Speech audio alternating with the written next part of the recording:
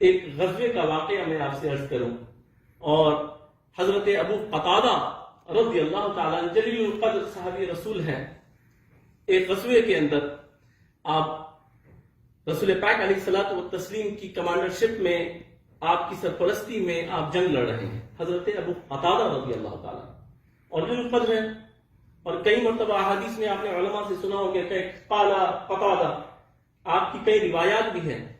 اب جذبے کا عالم دیکھیے اور عقیدے کا عالم دیکھیے، ایک تو ہے استعانت، ایک ہے استغاثہ، اور ایک ہے استمداد۔ یہ ہیر پھیر میں ایک ہی جھولی میں آتے ہیں مدد مانگنے، مدد طلب کرنا اللہ کے علاوہ۔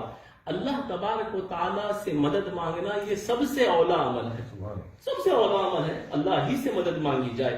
لیکن رسول پاک علیہ الصلوۃ والتسلیم ارشاد فرماتے ہیں کہ انا قاسم واللہ یؤتی، حدیث شریف میں بات موجود ہے، سرکار فرماتے ہیں کہ اللہ دیتا ہے، میں تقسیم کرتا ہوں، اور ایک پتا بھی حرکت نہیں کر سکتا، ایک ذرہ بھی اپنے مقام سے دوسری جگہ نہیں پہنچ سکتا جب تک کہ اللہ کی مرضی اس کے اندر شامل حال نہ۔ تو معلوم یہ ہوا کہ جو کچھ بھی قدرت ہے وہ اللہ ہی کی عطا سے ہے، لیکن اللہ تبارک و تعالیٰ نے ڈپارٹمنٹس بنائے ہیں، اللہ تبارک و تعالیٰ نے فرشتوں کو پیدا کیا ہے۔ اگر اللہ چاہتا تو ساری قرآن کو ہم پر ڈائریکٹ نازل فرما دیتا، لیکن اللہ تبارک و تعالیٰ نے انبیاء کا انتخاب کیا، اور پھر بعض انبیاء کے لیے اللہ تبارک و تعالیٰ نے راست گفتگو نہیں فرمائی، فرشتوں کا انتخاب کیا کہ تم میرا پیغام پہنچاؤ۔ نبیوں کو کہا کہ اب فرشتوں تک میری بات پہنچی ہے، تم بندگان خدا تک تم اپنی میری جو بات تم تک پہنچی۔ یہ اللہ تبارک و تعالیٰ کے پروگرام میں یہ باتیں موجود ہیں، یہ اللہ کے عزم سے ہے، اللہ کی مرضی سے ہے۔ تو اب حضرت ابو قتادہ رضی اللہ تعالیٰ جنگ لڑ رہے ہیں، اور دشمن کا تیر آپ کی آنکھ کو لگ جاتا ہے، آنکھ باہر کو آ جاتی ہے۔ حدیث کے اندر بات موجود ہے، آنکھ باہر کو آ جاتی ہے، ایک تار کے اوپر آپ کی آنکھ لٹکنے لگ جاتی ہے۔ حضرت ابو قتادہ کا عقیدہ بھی دیکھیے اور ان کا ایمان بھی دیکھیے، اور نثارہ نے رسالت مآب صلی اللہ تعالی علیہ وآلہ وسلم کے جذبے کو دیکھیے۔ ہم یہ سمجھتے ہیں کہ دین اور اسلام ہم کو ایسے ہی مل گیا، اللہ اکبر، خدا کی قسم یہ جانثاریوں کے صدقے میں ہمیں یہ دین یہاں تک ملا۔ حضرت ابو قتادہ رضی اللہ تعالیٰ دیکھتے ہیں کہ جنگ لڑنے میں دشواری آ رہی ہے، کہ آنکھ لٹکی ہوئی ہے ایک تار پہ، آپ اس کو کھینچ کے نکال لیتے ہیں، آنکھ کو باہر نکال دیتے ہیں کہ مجھے تلوار چلانے کے اندر آسانی ہو جائے، چونکہ میں رسول پاک علیہ الصلوۃ والتسلیم کے حکم پہ حاضر ہوا ہوں، اور رسول پاک علیہ الصلوۃ والتسلیم کے دین کی حفاظت کے لیے جنگ لڑ رہا ہوں۔ آپ آنکھ کو نکال دیتے ہیں اور ایک ہاتھ میں اس کو پکڑ لیتے ہیں، پھینکتے نہیں ہیں۔ پوری جنگ مکمل ہونے کے بعد اب جب اللہ تبارک و تعالیٰ قرآن مجید میں خود ارشاد فرماتا ہے وَنَحْنُ أَقْرَبُ إِلَيْهِ مِنْ حَبْلِ الْوَرِيدِ، کہ میں تمہارے شاہرگ کے قریب ہوں۔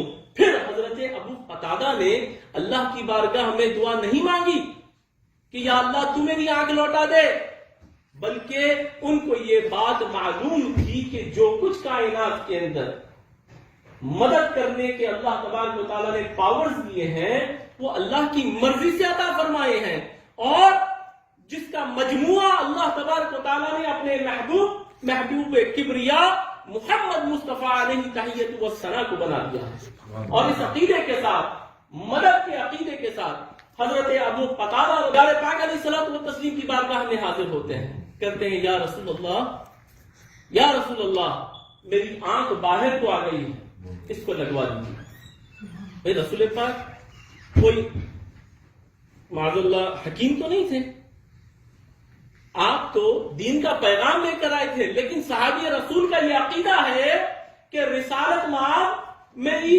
جو باہر کو نکلی ہوئی آنکھ ہے اس کو بھی لگا سکتے ہیں، یہ طاقت بھی اللہ نے ان کو عطا فرمائی ہے۔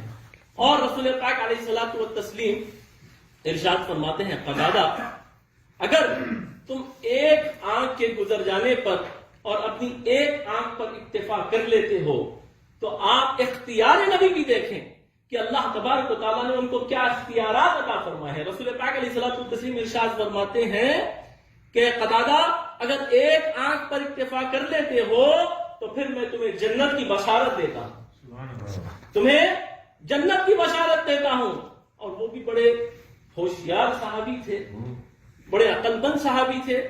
تو آپ نے عرض کی یا سیدی یا رسول اللہ، جنت تو آپ کی محبت کے سلسلے میں ویسے ہی مل جائے گی. سبحان اللہ، سبحان اللہ، آپ میری آنکھ درست فرما دیجیے، سبحان اللہ.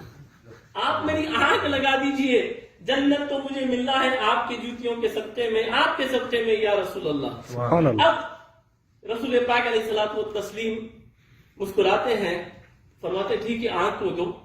اس کو حضرت ابو قتادہ کی آنکھ میں ڈھکیلتے ہیں، لگا دیتے ہیں اپنے دست مقدس سے، اور پھر اپنے لعاب کو لگاتے ہیں. آپ اندازہ لگائیے کسی کا لعاب سوائے انفیکشن کے اور کچھ ہو سکتا ہے؟ بلکہ آج تو ہم جو مہاماری کے اندر موجود ہیں، اب سمجھ میں آ رہا ہے کہ سلائیوا کیا کیا کرتا ہے. سلائیوا جو ہے، جو تھوک ہے، وہ انفیکشیس ہوتا ہے، کنٹیجیس ہوتا ہے. تو جو لوگ ہیں ان کے تھوک کے اندر انفیکشن ہے، اور رسول پاک علیہ السلام والتسلیم کے تھوک مبارک میں شفا اللہ تبارک و تعالیٰ نے عطا فرمائی.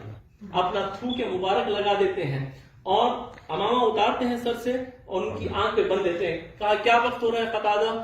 کہا ظہر کا وقت ہو رہا ہے یا رسول اللہ. کہا ٹھیک ہے، جب عصر کی نماز کو آنا تو پھر مجھ سے ملنا. کائنات کے اندر کیا اس سے بڑی اور اتنی جلدی کسی نے کوئی سرجری کی ہے؟ اور رزلٹ بھی مانگ رہے ہیں.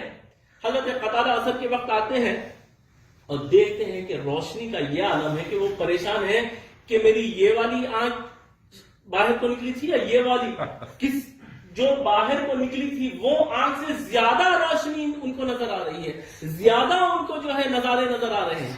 رسول پاک علیہ الصلوۃ والتسلیم کی بارگاہ میں حاضر ہوتے ہیں، یا رسول اللہ یہ تو پہلے سے زیادہ کام کر رہی ہے.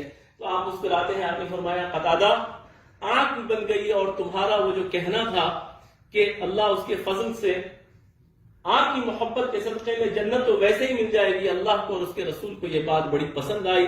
جاؤ، تم نے اپنی آنکھ کو بھی ٹھیک کروا لیا اور جنت کے اندر اپنا گھر بھی کروا لیا. بشارت دیتا ہوں جنت. سبحان اللہ. یہ رسول پاک علیہ الصلوۃ والتسلیم کی اختیار.